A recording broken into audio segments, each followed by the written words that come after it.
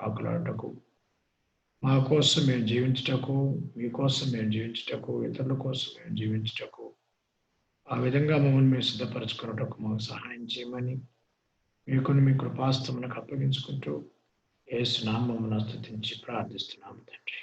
Amen. So am I audible here? Yes అన్న. That's good. Okay. ఈ మత్తయి సువార్తని లో యేసు ప్రభువారు 5 ప్రసంగాలు చేశారు. 5 రోజులు చెప్పుకుంటే బాగుండు, మీరు 3 రోజులే కాబట్టి నేను 3 మాత్రమే చెప్తాను. ముఖ్యంగా అది శిష్యులకు బేసిక్ క్రిస్టియన్ లైఫ్కి చాలా అవసరం. మత్తయి మన సువార్తలు రాసిన వారిలో 2 శిష్యులు, ఒకటి మత్తయి, 2 యోహాన్. ఇందాకే మీరు క్వశ్చన్స్ లో కూడా కలెక్టర్ లేకపోతే ఆయన ఏమంటారంటే సుంకమును మెట్టు దగ్గర కూర్చునేవాడు. మత్తయి ఆయన గురించి ఆయన ఒక మాట రాసుకుంటాడు, నేను సుంకపు మెట్టు దగ్గర కూర్చునే ఒక సామాన్య మనిషిని. జక్కయ్య లాంటి షావుకారి కింద 1000 మంది పనిచేస్తుంటే వారిలో, అంటే జక్కయ్య కిందే పనిచేసింది చెప్పను కానీ, జక్కయ్య లాంటి షావుకారుల కింద వాళ్ళు గుత్తగా తీసుకుంటారు, అంటే టెండర్ పాడతారు, అందుకని వాళ్ళ గుత్తదారు అంటారు. ఆ సుంకాన్ని కలెక్షన్ చేసి ఇచ్చేవాళ్ళు వీళ్ళు. కాబట్టి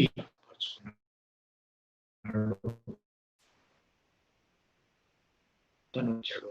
అందుకే మత్తయి సువార్త చాలా గొప్ప సంగతులు ఉంటాయి. తర్వాత 4 సువార్తల్లో చూపించాడు.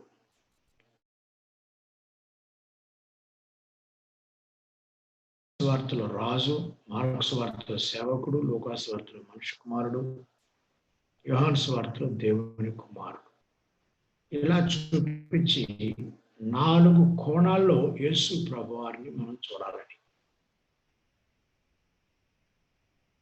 చూస్తాం. అందుకే 1000 ఏళ్ల పరిపాలన గురించి కానీ ఎనీథింగ్ లైక్ రాబోయే యేసు ప్రభువారు రాజు అనే విషయాన్ని చెప్పడానికి ఈ మత్తయి సువార్త చాలా ఉపయోగపడుతుంది.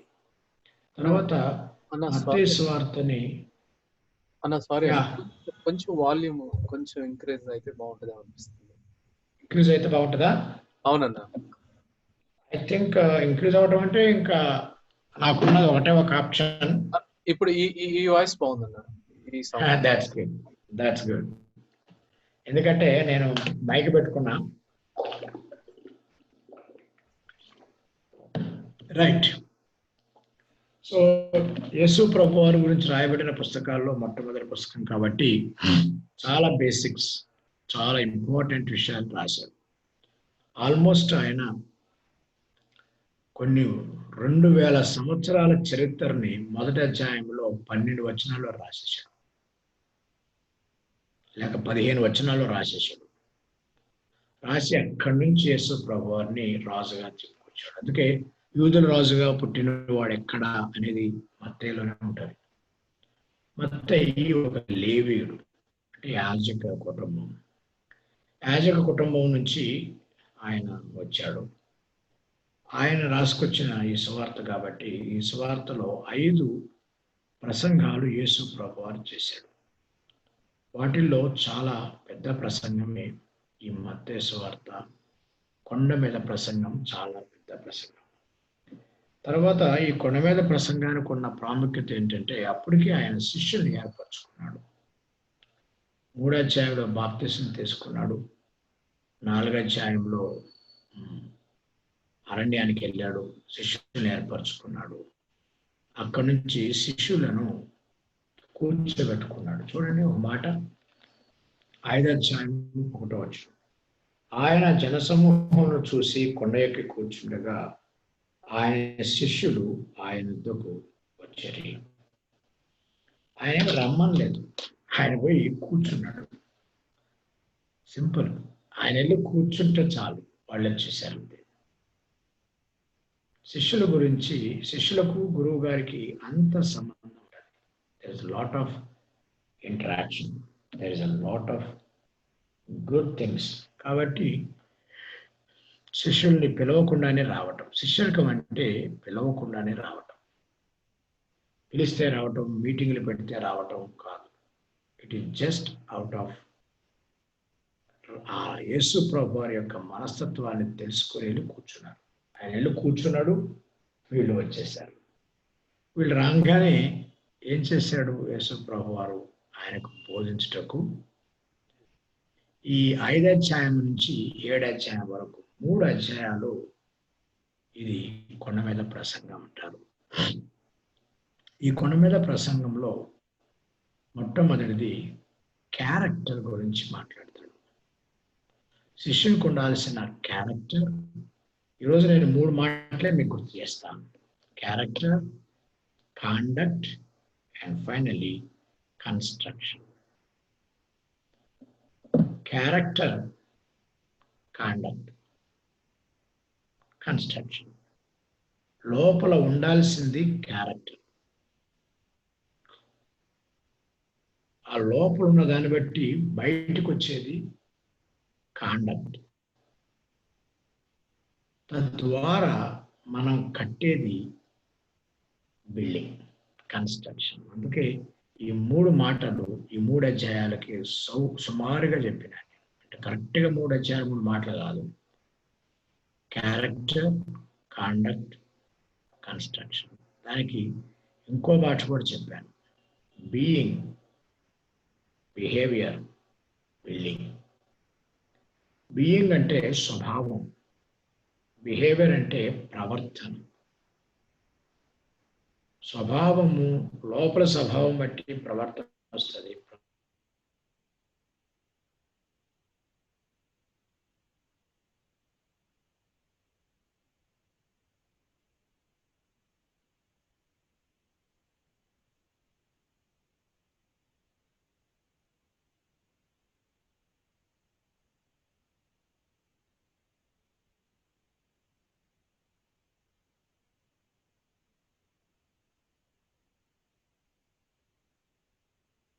చేస్తాం.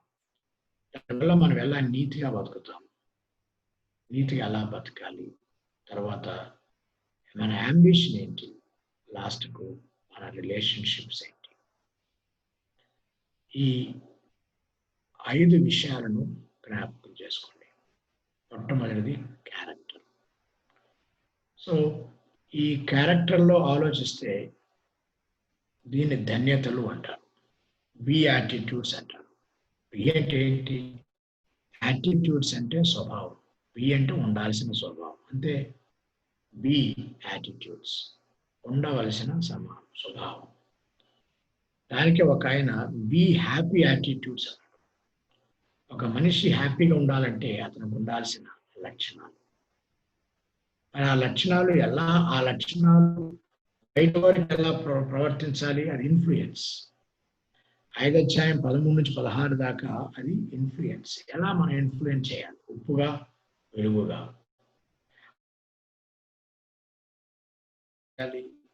ఎక్కడెక్కడ చేయాలంటే మోరల్గా చేయాలి, తర్వాత సాంఘికంగా, సామాజికంగా చేయాలి. Relationships are conduct. How do you conduct yourself morally? How do you conduct in other aspects? తర్వాత వాళ్ళ అంబిషన్ ఎలా ఉండాలి, లాస్ట్కి వాళ్ళ రిలేషన్షిప్స్ ఎలా ఉండాలి ఆలోచిద్దాం. దయచేసి రండి. మొట్టమొదటిది క్యారెక్టర్. అన్న సారీ అన్న, అది ఒకసారి హెడ్ ఫోన్స్ తీసి ట్రై చేస్తారన్న. అంటే వాయిస్ ఎక్కువ లౌడ్ రావట్లేదన్న. హెడ్ ఫోన్స్ తీస్తే అసలు రాదు. అవునన్నా, ఈ హెడ్ ఫోన్స్ పెట్టుకున్నదే దాని గురించి అసలు రాకుండా. ఇప్పుడు దీనివల్ల మీకు క్లాష్ వాయిస్ రావట్లేదా, లేకపోతే వాయిస్ ఎక్కువ వాల్యూమ్ రావట్లేదన్న? చాలా హై పెట్టుకున్నా కూడా కొంచెం చాలా లోగా అనిపిస్తుంది. అవునా? అయ్యో, అయితే సరే పట్టలేదేంటో చూస్తానండి. ఇది తీస్తే ఎలా ఉంది, ఇప్పుడు ఎలా ఉంది? ఇప్పుడు బాగుందన్న. అది ఎట్లా, హౌ ఇస్ ఇట్ పాసిబుల్? ఇప్పుడు బానే ఉంది. ఐ థింక్ దీన్ని సరిగా పెట్టలేదు. ఇప్పుడు హౌ ఇస్ ఇట్? ఫైన్ అన్న, ఇప్పుడు పర్లేదు. Which one is better? ఇది బానే ఉంది. అంటే మీరు పెద్దగా మాట్లాడటం వల్ల ఏమన్నా డిఫరెన్స్ తెలియట్లేదేమో. అచ్చా, ఓకే. సో మేబీ కొంతమంది ఆడియోలో విజువల్ కూడా లేకుండా ఆడియోలో కూడా కనెక్ట్ అయ్యారన్న. అర్థమైంది నాకు. అందరు పవర్ పాయింట్ చూడలేరు నాకు తెలుసు. కొంతమంది తెలుగులోనే కూడా ఎక్కువ కంఫర్టబుల్ అన్న. మీరు అట్లా వెళ్ళండి. ఇది కేవలం ఇంగ్లీషు, తెలుగులో పవర్ పాయింట్ రాయలేక ఇంగ్లీష్ ఎప్పుడు తప్ప. పర్వాలేదన్న, పర్వాలేదు. Okay, right, let's go. Okay. కాబట్టి కొంతమంది ఆడియోలోనే ఉన్నట్టున్నారు. కాబట్టి మనం వాక్యం దగ్గరికి వెళ్దాం. బైబిల్ తీయండి. మత్తయి సువార్త 5వ అధ్యాయం 3-12 వరకు మనకు అక్కడికి ఉండాల్సిన లక్షణాలు ఉన్నాయి. మొట్టమొదటి ఎక్కడ స్టార్ట్ అవుతుందంటే, ఆత్మ విషయమై దీనులైన వారు ధన్యులు, పరలోక రాజ్యము వారిది. పరలోక రాజ్యములో ఒక వ్యక్తి ఎంటర్ కావాలంటే అతడు ఏమై ఉండాలంటే ఆత్మ విషయంలో దీనులై ఉండాలి. దీనులు అంటే ఇది చిన్నప్పుడు అర్థమయ్యేది కాదు. నేను ఇంటర్మీడియట్ చదువుకునేటప్పుడు మారు మనసు పొందినాక అర్థం కాలేదు. అప్పుడు నేను ఆలోచించి చాలా చాలా దీనులు అంటే చాలా మంది అన్నారు ధ్యానం ఉండాలని. ఇది ధ్యానం ఉండాలని కాదు, ఆత్మ విషయమై పేదలని తెలుసుకున్నవారు ధన్యులు. ఆత్మ విషయమై పేదవారని తెలుసుకున్నవారు ధన్యులు. కొంతమందికి ఆత్మ విషయమై పేదలని ఇంకా తెలియదు అనుకో, వాళ్ళు దేవుని దగ్గరికి రారు. They think they are already good. వాళ్ళు ఆల్రెడీ పరలోకం పోతాం అనుకుంటారు, చాలా మంచి అనుకుంటారు. కాబట్టి ఆత్మ విషయమై దీనులు అంటే దీనంగా ఉండటం కాదు, పేదవారై ఉండటం కాదు, పేదవారని తెలుసుకొనుట. అంటే ఆత్మ విషయమై దుఃఖించుట. అందుకే నెక్స్ట్ దుఃఖించుట అనే మాట వచ్చింది. తర్వాత సాత్వికులు, అక్కడ వస్తుంది హ్యూమిలిటీ. ఆత్మ విషయంలో దీనత్వానికి హ్యూమిలిటీకి తేడా ఉంది. దీనత్వం అంటే లేమి, సాత్వికత అంటే హ్యూమిలిటీ, తగ్గించుకోవటం. తగ్గించుకోవటం అంటే ఏంటంటే నేనెవరినో నాకు తెలుసుకోవటం. నేనెవరినో నేను తెలుసుకోవటం సాత్వికత. నీవెవరో నేను తెలుసుకోవటం కనికరం. నేనెవరో నాకు తెలిస్తే మీరెవరు నన్ను ఏమన్నా సరే నేనేం క్రిటిసైజ్ చేసినా బాధపడ, మీరు తిట్టినా బాధపడ, ఎందుకంటే అంతకన్నా చెడ్డవాడని నాకు తెలుసు. నేను తప్పు చేశానని నువ్వు అన్నప్పుడు నేను బాధపడను, ఎందుకంటే నేను సాత్వికుడు. నువ్వు తప్పు చేస్తే నేను ఖండించను, ఎందుకంటే నేను కనికరం కలవాడు. సాత్వికత నువ్వెవరో నీకు తెలుపుతుంది. కనికరము నీవు ఇతరులకు చూపించేది. నీతి కోసం ఆకలి దప్పులు కలవారు అంటే దేవుని నీతి కోసం ఆకలి దప్పులు కలవారు, నీతిగా జీవించాలని ఉండాలి. హృదయ శుద్ధి కలవారు. హృదయ శుద్ధి అంటే పరిశుద్ధత. నేను ఒక మాట చెప్పాను, where there is no humility, there will be no purity. Humility లేని కాడ ప్యూరిటీ రాదు. ప్యూరిటీ అంటేనే హ్యూమిలిటీ నుంచి పుడతాది. అందుకే నువ్వు హంబుల్ చేసుకొని ఒకదానికి ఒకటి లింక్ ఉన్నది. నువ్వు ఆత్మవిషయమై పేదవాడమని తెలుసుకో. ఫస్ట్ తెలుసుకున్న వెంటనే అయ్యో నేను పేదవాడిని దేవాన్ని దుఃఖించు. నువ్వు దాన్ని పొందు వరకు దుఃఖించు. నీవెవరో నువ్వు తెలుసుకో. నీతి కోసం ఆకలి దప్పు లాగుండు.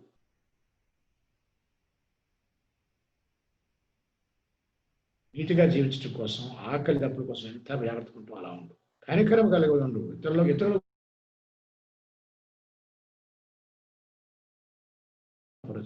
వారు దేవుని కుమారుడు. సమాధానపరచడం అనేది చాలా గొప్ప సంగతి. తులసి 1:19-20 వచనాల్లో చెప్పాడు దేవుడు. ఏమన్నాడు తెలుసా? తండ్రి లోకమును తన కుమారుని ద్వారా సమాధానపరుచుకొనుట ఆయనకు అభిష్టమైన. లోకము ద్వారా సమాధానపరుచుకొనుట, లోకమును తన ద్వారా సమాధానపరుచుకొనుటకు తండ్రికి అభిష్టమైన. అంటే లోకాన్ని తండ్రితో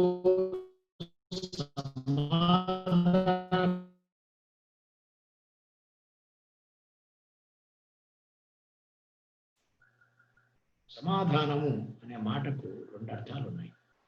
దేవునితో సమాధానం, మనకు మనం సమాధానం. Peace with God, peace with for God, peace of God. దేవునితో సమాధానము, దేవుని యొక్క సమాధానం. దేవునితో సమాధానం అనేది రక్షణ పొందినప్పుడు స్టార్ట్ అవుతుంది. దేవుని యొక్క సమాధానం అనేది దినదినము నడుస్తుంది. సమాధానం, మూడో సమాధానం ఉంది.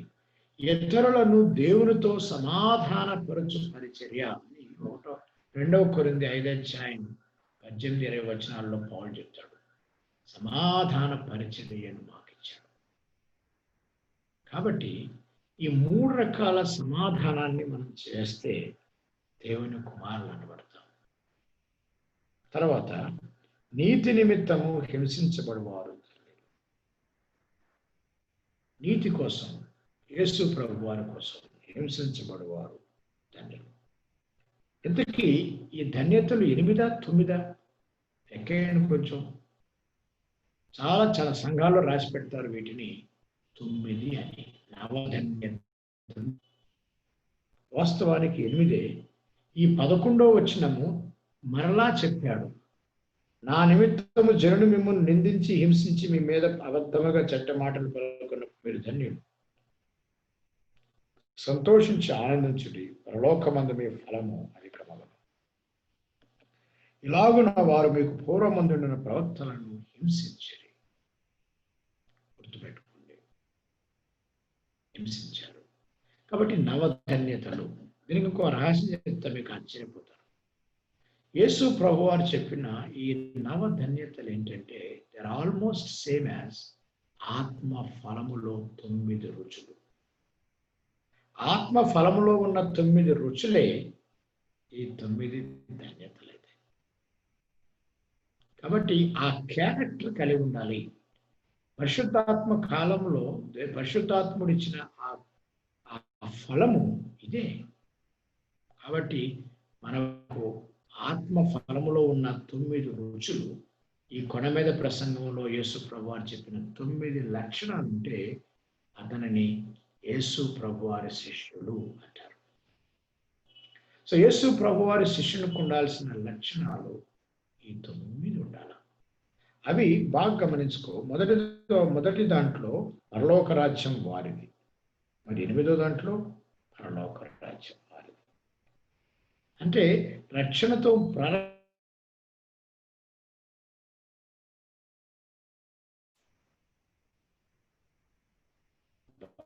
బాధపడకు, భయపడకు. అలాంటిది పరలోక రాజ్యం వారిది. కాబట్టి ఈ విధముగా మన లక్షణాలు ఉండాలి అని చెప్పాడు. ఇది క్యారెక్టర్. మరి 13 నుంచి 15 వరకు ఏమున్నది అంటే మీరు లోకమునకు పోయినారు. దాన్ని ఏమంటారు? దాంట్లో ఉన్నది ఏంటంటే మనకు ఇన్ఫ్లుయెన్స్. ఏంటి ఇన్ఫ్లుయెన్స్ అని అంటే కొంచెం చూడండి ఏంటి ఇన్ఫ్లుయెన్స్. చూసారా అక్కడ రాసే చూడండి conclusion, be salt of the world and be light of the world. లోకమునకు మీరు ఉప్పు, లోకమునకు మీరు వెలుగు. అసలు ఏంటి 2 విషయాలు అని అంటే యేసు ప్రభు వారు 2 ముక్కల్లో చెప్పేశారు. ఈ 2 ఒకటే అనుకుంటారు జనం. ఈ 2 వ్యతిరేకమైన లక్షణాలు కలిగినాయి. ఉప్పు అనేది నశించిపోయే వారికి, చెడిపోయే వాటిని బాగు చేస్తుంది. వెలుగు అనేది నేను మంచిగా ఉన్నాను, నేను గొప్పోడిని, నేను చాలా మంచివాడిని అంటే వాడి చెడును చూపిస్తాను. చెడును బాగు చేసేది ఉప్పు, చెడును చూపించేది వెలుగు. ఎవరైతే కుషించిపోతూ నేను చెడ్డవాడిని బాధపడుతూ దుఃఖపడుతుంటారో వాళ్ళ దగ్గరికి వెళ్ళి ఉప్పులాగా వాళ్ళకు రుచి వాలి. ఎవరైతే మేము ఆల్రెడీ బాగున్నామో, మా అంత మంచోడు లేడంటావో, అంతకన్నా మంచి దేవుడు ఇస్తాడని చూపించి నేను నీకన్నా మంచిగా ఉన్నానని చెప్పి నువ్వు అతనికి ఏం చేయాలి? వెలుగులా ఉండాలి. వాడిలో ఉన్న చీకటిని చూపించాలి. సో మేము మంచివారమని గర్వపడుతున్న వారికి చీకటి చూపించాలి, వారి చెడును చూపించాలి. నేను చెడ్డవాడని నేను పీడుస్తున్న వాడి దగ్గరికి వెళ్ళి ఉప్పులాగా ఉండి వాడి రుచి తీసుకుంటాను. కాబట్టి దుఃఖపడుతున్న వారితో వారి దగ్గరికి వెళ్ళి ఉప్పులాగా ఉండి వారిని పైకి తీసుకురా. గర్వపడుతున్న వారిని కిందకు తీసుకెళ్ళి వెలుగుగా ఉండి వారిని కిందకి తెచ్చు. యేసు ప్రభు వారు మనకిచ్చే ఈ క్యారెక్టర్, 2 రకాల క్యారెక్టర్ ఇస్తున్నారు. 2 రకాల క్యారెక్టర్. దుఃఖిస్తున్న వారికి నువ్వేం చేస్తావు? నేను మంచోడని చెప్పుకుంటున్న వాడికి నువ్వేం చేస్తావు? జ్ఞానం గుర్తుపెట్టుకోండి. ఇలాంటిది 2 లక్షణాలు కలిగిన ఇన్ఫ్లుయెన్స్ మనం చేయాలి. క్రైస్తవుడు ఎలా ఉండాలంటే 2 రకాలుగా ఉండాలని చెప్పాను. వీరుంటే నేను బతకలేనని మనల్ని పంపించేస్తారు. పంపించినా తెలుస్తుంది వీడు లేకపోతే నేను బతకలేను. ఉదాహరణకు మదర్ తెరెసాని ఉంటే పంపించాలనుకున్నారు. మిషనరీస్ని చాలా మందిని పంపించారు కూడా. పంపించినాక ఒక పెద్ద భయంకరమైన కలరా వ్యాధి వస్తే మనుషులంతా భయపడిపోతున్నారు, భారతదేశంతో భయపడిపోతున్నారు, కొట్టుకుని చచ్చిపోతామని. చచ్చిపోతే ఏమైతే తెలియదు కాబట్టి భయపడుతుంటే వారందరినీ తీసుకొచ్చారు, వెళ్ళి మన మిషనరీ తీసుకొచ్చారు. అంటే ఏమన్నా తెలుసా?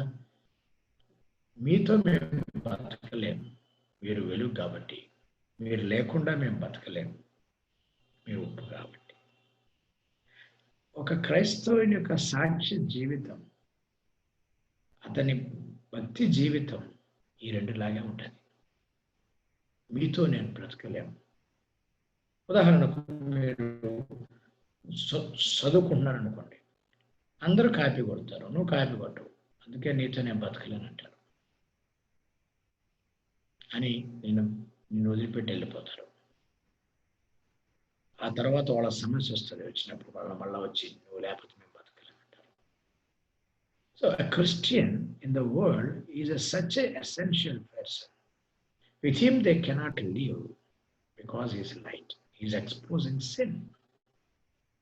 And at the same time, without him they cannot live because without him they cannot live because ఉప్పులా ఉంటాడు. కాబట్టి మనుషులలో ఉన్న పాపాన్ని చూపిస్తున్నాం కాబట్టి వాళ్ళు మనతో ఉండలేరు.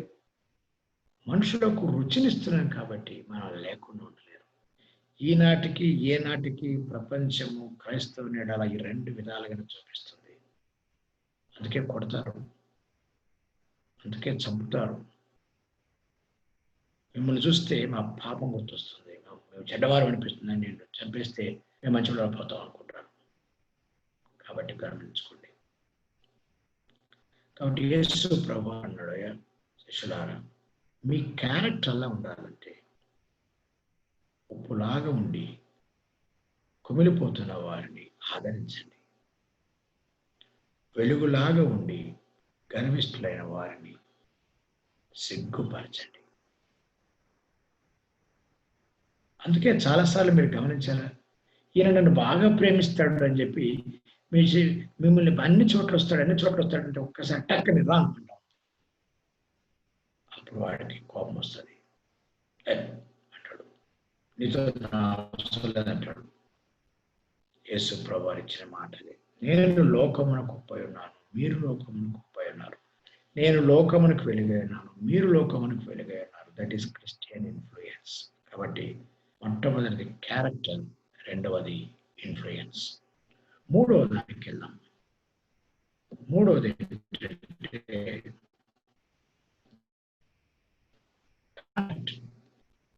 కాండక్ట్ ఎలా ఉండాలి. కాండక్ట్ గురించి చెప్తూ యేసు ప్రభు వారు 16 వచనం చెప్పాడు. బాగా గమనించండి. నేను చదువుతున్నాను 5:16. 5:16 ఏంటంటే, మనుషులు మీ సత్క్రియలను చూసి పరలోకమందున మీ తండ్రిని మహిమపరచునట్లు వారి ఎడల మీ వెలుగును ప్రకాశింపనీయండి. మనుషులు మీ సత్క్రియలను చూసి వాళ్ళు ఏం చేయాలంటే పరలోకమందున్న మీ తండ్రిని మహిమపరచునట్లు వారి ఎడల మీ వెలుగును ప్రకాశింపనీయండి. మరి ఆరాధ్యం ఒకటి వచ్చినట్లండి.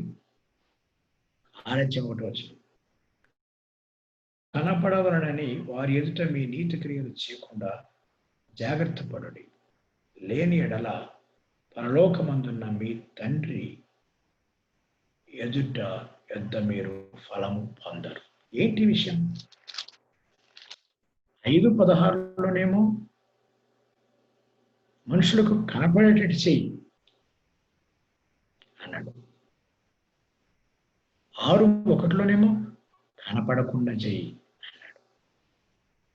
అంటే అర్థం ఏంటంటే ఏటిని చూస్తే దేవునికి మహిమ వస్తుందో వాటిని చూడని, చూసేటట్టు చెయ్యి. ఏటిని చూస్తే నీకు మహిమ వస్తుందో వాటిని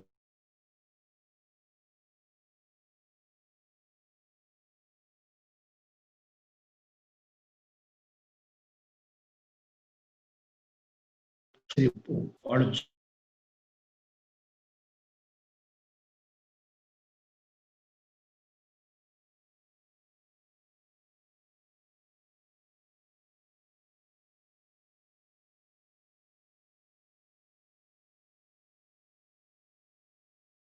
నైతిక విలువలు వాళ్ళు చూసేటట్టు చేయి. ఉదాహరణకు చూసారా, ఒకటి నరహత్య.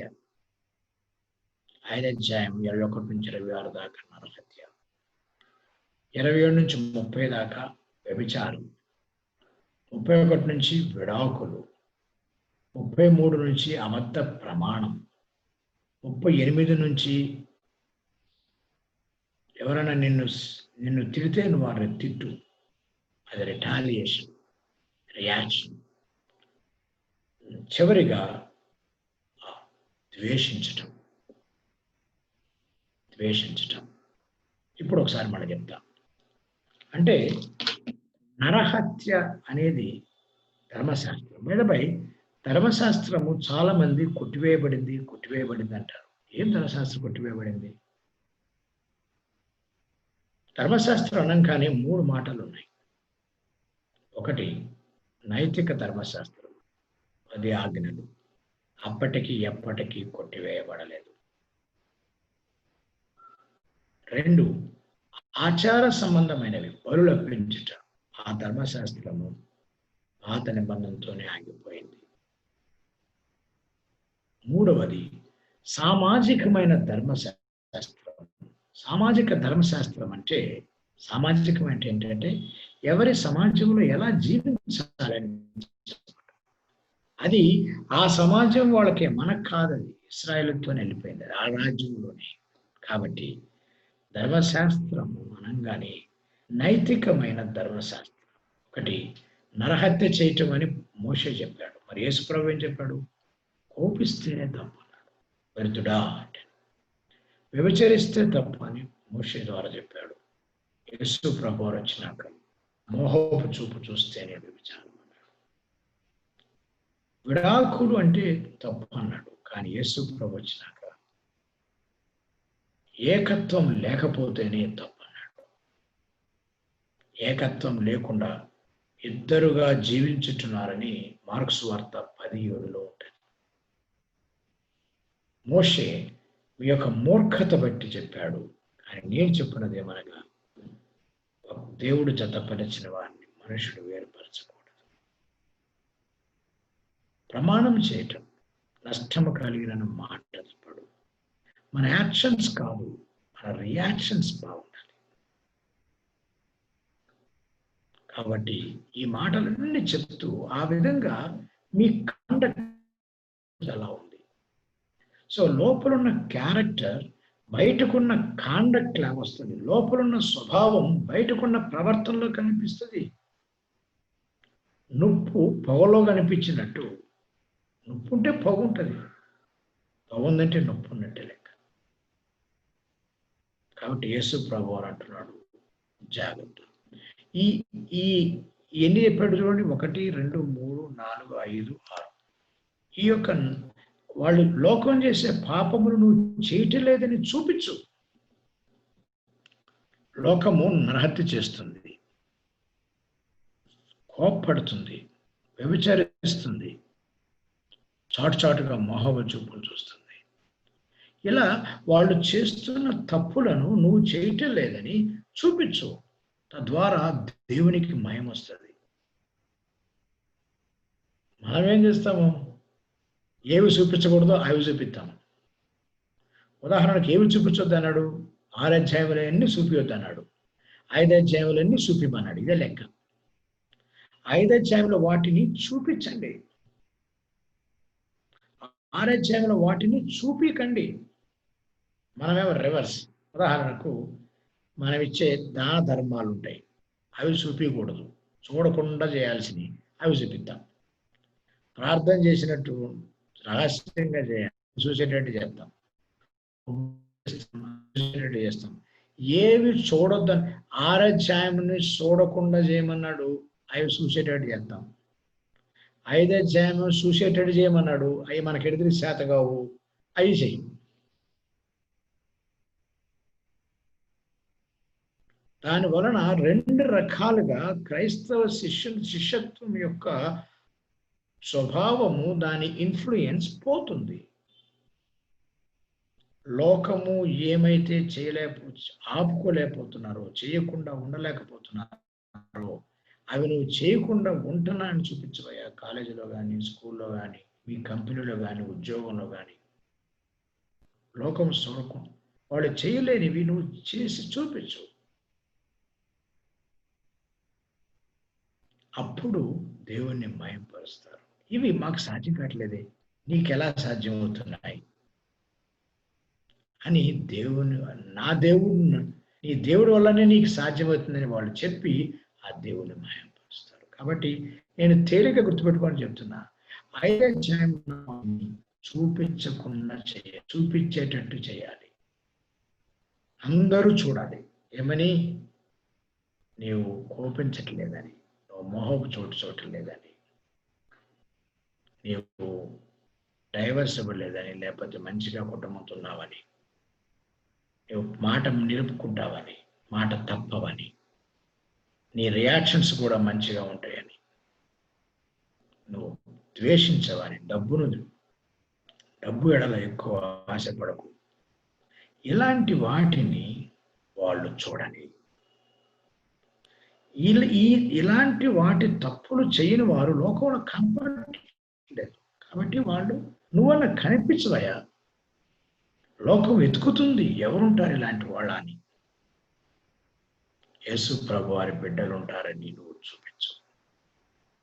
కాబట్టి 5 అధ్యాయం 16వ వచనం 17వ వచనం నుంచి చెప్పబడి 16 నుంచి చెప్పబడిన మాటలన్నీ కూడా చివరి వరకు కూడా అవి అందరికీ కనపడేటట్టు చేసి చూపించి, ఇది సాధ్యమే, ఇలా జీవించటం సాధ్యమే అని చెప్తే దేవాతి దేవునికి మహిమ వస్తుంది. గుర్తుపెట్టుకో, అది నీ శిష్యుని యొక్క మొదటి బాధ్యత. నీ లోపల ఉన్న క్యారెక్టర్ ఈ విధంగా కాండక్ట్ రూపంలో బయటకు వస్తుంది. నీలో ఉన్న స్వభావం నీ ప్రవర్తన ద్వారా బయటకు వస్తుంది.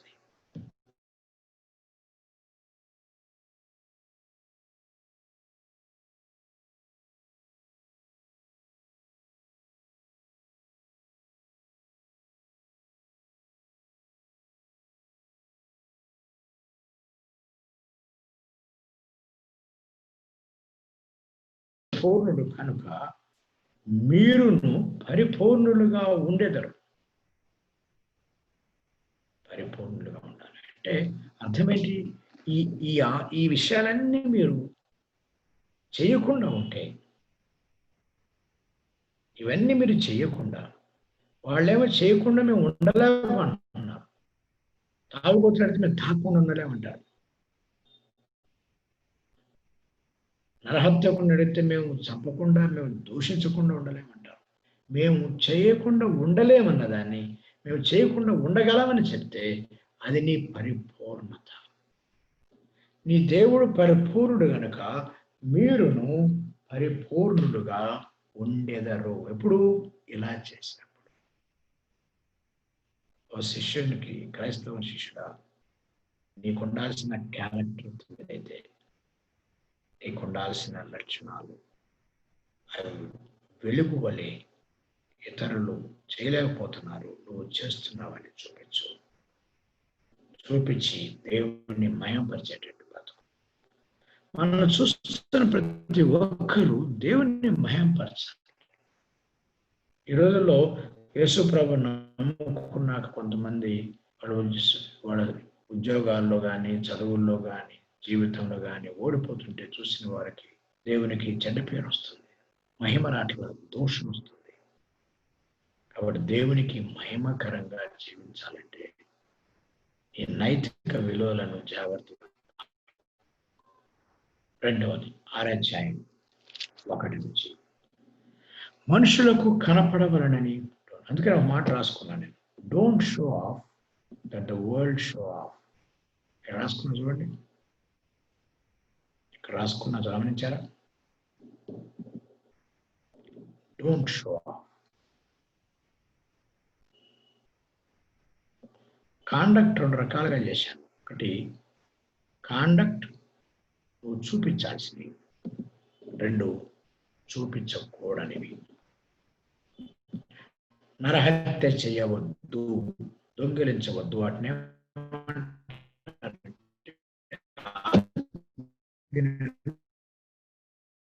ఓమిషన్. తప్పే, చేయకూడనివి చేసిన తప్పు. ఉదాహరణకు, నేను తప్ప నీకు వేరొక దేవుడు ఉండకూడదు, విగ్రహములకు మొక్కకూడదు. ఎన్ని ఎక్కడై? నీ విశ్రాంతి దినమును జ్ఞాపకం చేసుకో, నీ తల్లిదండ్రులను సన్మానించు. ఇవన్నీ చేయాల్సినవి డూస్. నరహత్య చేయవద్దు, విచారించవద్దు, దొంగలవద్దు, ఇవి డోంట్స్. సో అందుకే నేను ఏం పేరు రాసినాను? కాండక్ట్లో డోంట్స్ కొన్ని ఉంటాయి, వాటిని చేయకు. తద్వారా యేసుక్రీస్తుతోనే ఇవి చేయకుండా ఉండటం సాధ్యమని చెప్పు. సో ఏం రాసిన చూడండి ఇక్కడ, show that you are victorious, that the world has become a victim in order to glorify God. ఈ వేటికైతే ఈ లోకము విక్టిమ్ అవుతుందో వాటికి నువ్వు విక్టోరియస్ గా జీవించి నువ్వు దేవునికి మహిమ తీసుకురా. లోకము విక్టిమ్ అయిపోతుంది వీటికి. 5వ అధ్యాయంలో ఉన్న ప్రతి ఒక్కటి కూడా 21 నుంచి 48 వరకు విక్టిమ్ అయిపోతున్నారు. అటన్నిటికీ బలైపోతున్నారు. నువ్వు బానిస కాలేదని, పని కాలేదని చూపిస్తే దేవునికి మహిమ వస్తుంది. So where the world is becoming victims, you prove that you are victorious. Glory comes to God. ఎవరైతే బలైపోతున్నారో వాటిని నువ్వు జయించేవని, ఎవరైతే ఓడిపోతున్నారో, ఏ విషయాలైతే లోకం ఓడిపోతుందో ఆ విషయాన్ని నువ్వు జయించి దేవునికి మహిమకరంగా జీవించు. అదే క్రైస్తవుని యొక్క శిష్యత్వంలో చేయాల్సినది. రెండవది, కాండక్ట్ ఆఫ్ డిసైపుల్స్ లో డూస్ చేయాల్సినవి ఏమున్నాయి? డూస్ చేయాల్సినవి ఉన్నాయి. 1 గివింగ్, ఇచ్చుట. 2 ప్రార్థించుట. 3 ఉపవాస ప్రార్థన.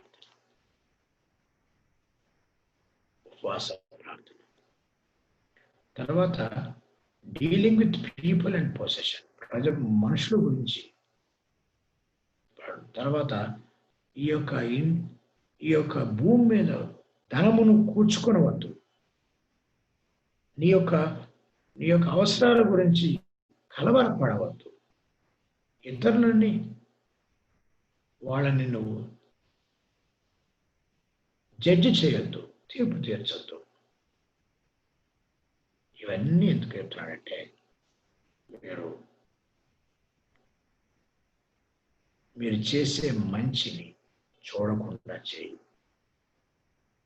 అందుకే కింద రాసుకున్నా నేను, don't show the world that show off. లోకము ఏమి షో ఆఫ్ చేస్తుందో అది నువ్వు షో చేయకు. రాజకీయవేత్తలు ఉంటారు, వాళ్ళు ఎంత పని చేసి పెద్ద పెద్ద ఫోటోలు తీసుకుంటారు. Don't show. వాళ్ళు ఏమనుకుంటున్నారంటే మమ్మల్ని లోకం చూస్తుంది, వాళ్ళకి చూపించాలని. మనం రహస్యముందన్న దేవునికి చూపించాలి. ఆ ఇచ్చుట కానీ, ప్రార్థించుట కానీ, ఉపవాసం కానీ. అంటే అర్థం ఏంటంటే మన మతపరమైన, క్రైస్తవ సంఘపరమైన మంచి కార్యములను చేసినప్పుడు ఇతరులకు చూపించకుండా చేయి. ఇది రెండవది. కాబట్టి మూడవ దానికి వద్దాం. మూడవది ఏంటంటే కన్స్ట్రక్షన్. నేను రాసుకున్నాను కదా, కన్స్ట్రక్షన్. ఏంటి కన్స్ట్రక్షన్ అంటే ఆయన ఈ 7వ అధ్యాయంలో 3 మాటలు ఉన్నాయి, గమనించండి. Our judgement to our selves, our judgement to others, our judgement our construction. మన జడ్జిమెంట్ ఎలా ఉంది? Our judgement about our selves, మనల్ని మనం విమర్శించుకుంటా, ఇతరులను విమర్శించుట, మన ఇల్లు గురించి మనం విమర్శించుకుంటా. ఏంటి? Golden rule. 7వ అధ్యాయం 12వ వచనం చూడండి.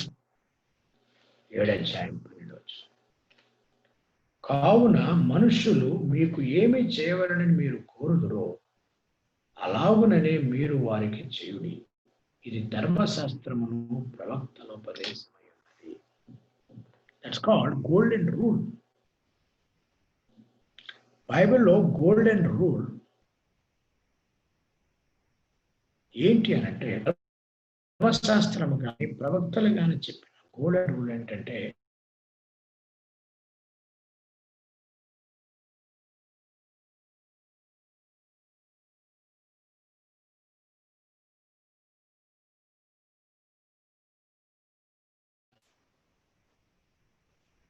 ఆ రోజు మార్క్స్ వార్తలో ధర్మశాస్త్రము ఉపదేశించే వ్యక్తి వచ్చినప్పుడు యేసయ్య ఆజ్ఞ ప్రధానమైన ఆజ్ఞ అంటే దేవుడు ఏం చెప్పాడు? నిన్ను వారిని పొరుగు అని ప్రేమించు, దేవుని ప్రేమించు. దీన్ని గోల్డెన్ రూల్ అంటారు. కాబట్టి క్రైస్తవ జీవితానికి, ఒక మంచి జీవితానికి, ఈ లోకాన్ని బాగు చేయటానికి యేసు ప్రభువారు ఇచ్చిన గోల్డెన్ రూల్ ఏంటంటే, మనుషులు నీకేమి చేయవలనని నీవు కోరుదువో నీవు వారికి చేయుడి. సింపుల్. నేనేం చేయాలి? నువ్వు నాకేం చేయాలనుకున్నావు అది చేయాలి. ఇతను నాకు సహాయం చేస్తే బాగుండు కదా, నువ్వు అతను చెయ్యి.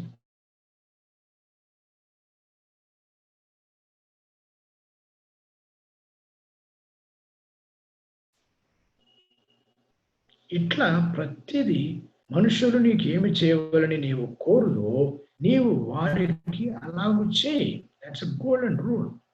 తర్వాత యేసు ప్రభు వారు 2 ways, 2 trees, 2 foundations గురించి మాట్లాడాడు. ఈ అధ్యాయం మొత్తంలో కూడా ఆయన మాట్లాడిన మాటలు 2 ways. 2 ways, ఇరుకు మార్గం, విశాల మార్గం.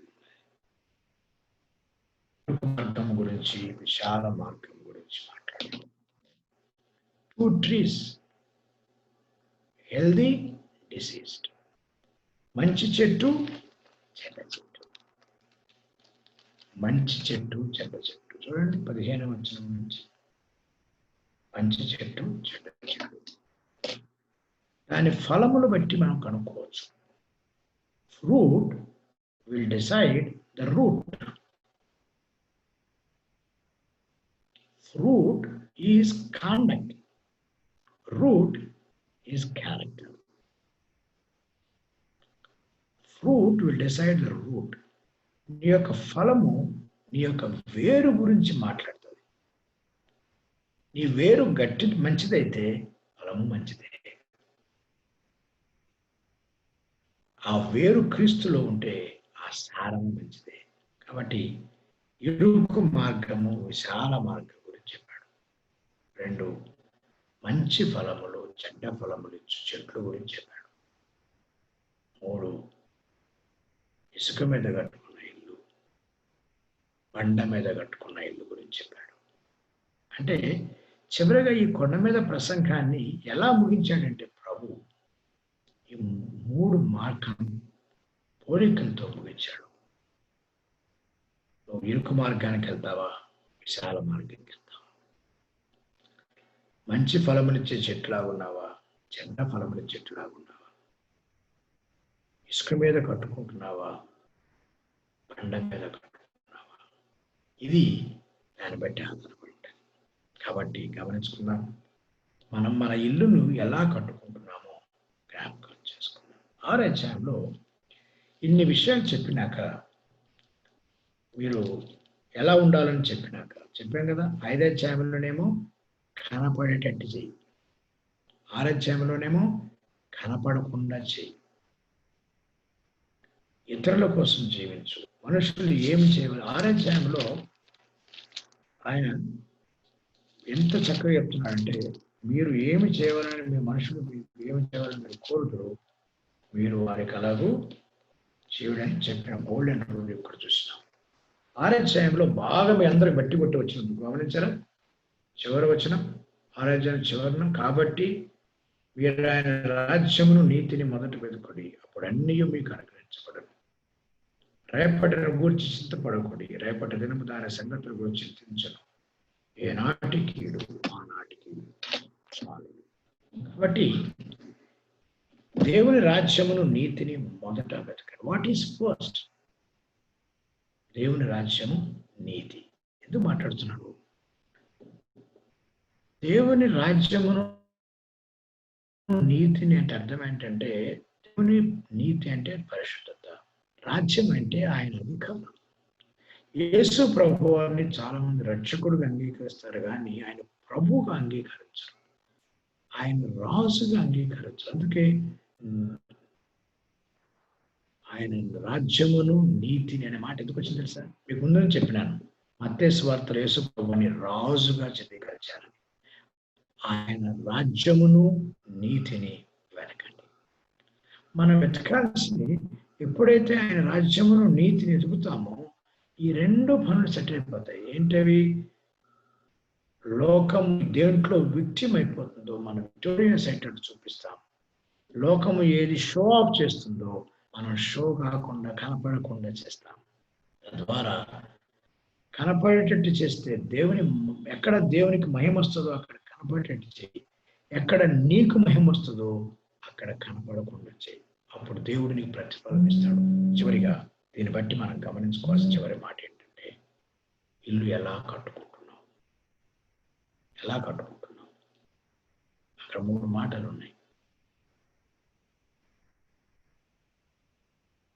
వాన వచ్చాను, వరద వచ్చాను, తుఫాను వచ్చాను, గాలి పట్టింది, కానీ బుద్ధి లేని వాని వెళ్ళు పడిపోయింది, కానీ బుద్ధి గల వాని వెళ్ళు నిలిచినది. కాబట్టి ఒక విషయం మంచి మాట గుర్తుపెట్టుకోవాలి. ఈరోజు సమస్యలు వాళ్ళకి వస్తాయి, మనకి వస్తాయి. బుద్ధి గల శిష్యునికి వస్తుంది, బుద్ధి లేని శిష్యునికి వస్తుంది, లోకస్తులు కూడా వస్తాయి. ఏ జబ్బు అయితే మనకు వస్తుందో వాళ్ళకు వస్తున్నాయి, వాళ్ళ జబ్బు మనకు వస్తున్నాయి, భయపడకండి. వాళ్ళు నిలవరు, నువ్వు నిలుస్తావు. అదే తేడా. ఇప్పుడు నేను బాగా ఆశ్చర్యపడ్డాను, వాళ్ళకి 3 సమస్యలు వచ్చినాయి. అదే 3 సమస్యలు దేవుని బిడ్డలకు కూడా వస్తాయి. దేవుని బిడ్డలకు వచ్చే సమస్యలు, లోకస్తులకు వచ్చే సమస్యలు, బుద్ధి గల వారికి వచ్చే సమస్యలు, బుద్ధి లేని వారికి వచ్చే సమస్యలు ఒకటే. సమస్యలు ఒకటే, కానీ పునాదులు వేరు. ఏంటి ఆ పునాది? క్రీస్తే ఆ బండ మీద పునాది వేసుకోవాలి. కాబట్టి జ్ఞాపకం చేసుకున్నాం, మనం దేని మీద కట్టుకుంటున్నాం? దేని మీద కట్టాలి? ఆ 9 లక్షణాల మీద కట్టాలి. Character is the foundation. Conduct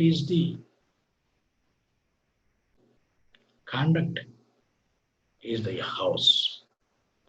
కనపడే ఇల్లు కాండక్ట్, కనపడని ఇల్లు క్యారెక్టర్. కనపడని లోపల ఉంటుంది పునాది, ఎప్పుడు కూడా భూమి లోపల ఉంటుంది. నీ గుణ లక్షణాలన్నీ లోపల ఉంటవి. లోపలున్న స్వభావం ఉంటే పునాది లాంటి స్వభావము ఇల్లు లాంటి నీ జీవితాన్ని లోకానికి చూపిస్తుంది. రెండు రకాలుగా, కనబడేటట్టు కనపడనట్టు. తద్వారా రెండు రకాలుగా దేవునికి మహిమ వస్తుంది. అప్పుడు ఇల్లు పడిపోదు. కాబట్టి ఈ మూడు ప్రమాదాలు వస్తాయి. ఒకటి, వరద ఎందుకు వస్తుందంటే పునాదులు లేపేయడానికి. గాలి ఎందుకు వస్తుందంటే గోడలు లేపేయడానికి.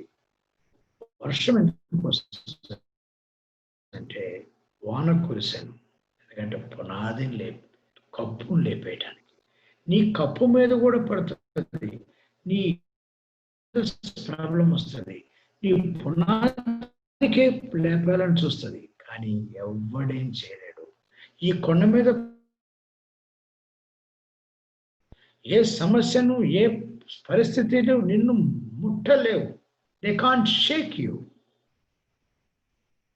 That's what the power. నిన్నెవ్వరు కూడా కదల్చలేరు. ఎందుకంటే ఆ 9 ధన్యతలు కలిగిన ఆ ఫౌండేషన్ పునాది మీద నీ యొక్క మంచి పనులు, పాపం లేకుండా జీవించటం, మంచి పనులు చేసినప్పుడు ఎవరు చూడకుండా చేయటం, లోకము చేసే చెడును మనం చేయకుండా ఉండటం వల్ల దేవునికి మహిమ వస్తే నీ యొక్క కాండక్ట్ వస్తుంది. అప్పుడు నీ ఇల్లు సంపూర్ణమవుతుంది, నిలుస్తుంది. కాబట్టి యేసు ప్రభువారు తన శిష్యులకు కోరుకున్నది 3 మాటలు. నీ క్యారెక్టర్తో జాగ్రత్త, నీ కాండక్ట్తో జాగ్రత్త, నీ ఇల్లు అని నీ జీవితంతో జాగ్రత్త. కాబట్టి నీ పునాది అయిన ధన్యతలతో జాగ్రత్త. ఇంటిని కట్టుకుంటున్నా ఆయన నువ్వు చేయాల్సిన జాగ్రత్త. ఉప్పులాగా వెలుగులాగా ఉండు, జాగ్రత్త. తద్వారా నీ ఇల్లు నిలిచేదిగా కట్టుకో. ఆ నిలిచే ఇల్లుని కట్టుకోవడానికి నా మాట విని చేస్తే, నా మాట చూడండి ఏమన్నాడు అక్కడ, కాబట్టి నా మాటలు విని వాటి చొప్పున చేయు ప్రతి వాడు బండ మీద తన ఇల్లును కట్టుకునేవాడు. నా మాట వినాలి, వాటి చొప్పున చేయువాడు బండ మీద కట్టుకుని. కాబట్టి వీటన్నిటికీ పరిష్కారం ఏంటి? ఈ నా మాటలు విని వాటి చొప్పున చేయు ప్రతివాడు అనే మాట నాకు చాలా నచ్చుతుంది. ప్రతివాడు. కొంతమంది గొప్ప భక్తులు కాదు, గొప్ప అభిషేకించబడిన సేవకులు కాదు. ప్రతివాడు అనగా నాకు ఎంత ఆశ వస్తుందంటే నేను కూడా ప్రతి క్రైస్తవుడికి దేవుడిచ్చిన వాగ్దానం. ఈ నా మాటలు విని వాటి చొప్పున చేయు ప్రతి వాడు బండ మీద ఇల్లును కట్టుకునేవాడు. పునాది గొప్పది కాబట్టి పడిపోదు. ఆ పునాది ఆ 9 ధన్యత వాక్యాలు. ఆ ఇల్లే మనం చేయాల్సిన పనులు, మనకు ఉండాల్సిన లక్షణాలు, ధన్యతలు, మనం చేయాల్సిన పనులు. 5వ అధ్యాయంలో లోకం చేస్తున్న చెడు నువ్వు చేయకు. 6వ అధ్యాయంలో లోకము చూపించుకుంటున్న మంచి నువ్వు చేసి చూపించుకోకు.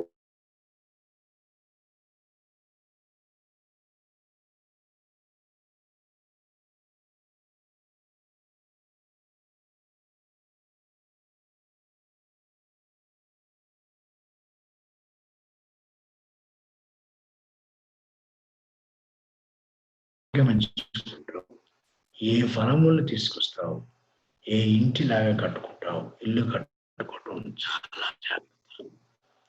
ఈరోజు ఇల్లు కట్టుకుంటున్నారు చాలా తేలిక, కానీ జీవితం కట్టుకోవడం కష్టం. కాబట్టి యేసు ప్రభువారు కోరుకున్న మహా గొప్ప లక్షణాలు కలిగిన ఈ జీవితాన్ని గురించి ఆలోచించి ఆ విధంగా జీవించటకు దేవుడు మనకు సహాయం చేయను కాక. Thank you. God bless you. దేవుడు మిమ్మల్ని దీవించుగాక. ప్రార్థన చేద్దాం. మిక్కిలిగా ప్రేమించిన మా తండ్రి, ఈ రాత్రి సమయంలో మీ సన్నిధికి వస్తున్నాం. శిష్యులకు మీరు నేర్పించిన మొట్టమొదటి పాఠం, వారికి ఉండాల్సిన 9 ధన్యతలు, 9 లక్షణాలు ప్రభా మాకు దయచేయము. అలాంటి జీవితం కలిగి ఉండటకు మాకు సహాయం చేయం. ఎక్కడ కనపడేటట్టు చేయాలో, ఎక్కడ కనపడకుండా చేయాలో మాకు నేర్పము. లోకము పాపము చేయకుండా ఉండలేకపోతుంది, మేము చేయకుండా ఉంటున్నామని చూపించటకు సహాయం చేయం. లోకము ప్రభువా చిన్న చిన్న పనులు చేసి గొప్ప గొప్పగా చెప్పుకుంటున్నారు. మేము రహస్యముగా చూచున్న మిమ్మల్ని మీకోసం మేము చేయనట్లుగా, రహస్యంగా చేయనట్లుగా, మీ దగ్గర ఫలం పొందినట్లుగా సహాయం చేయం.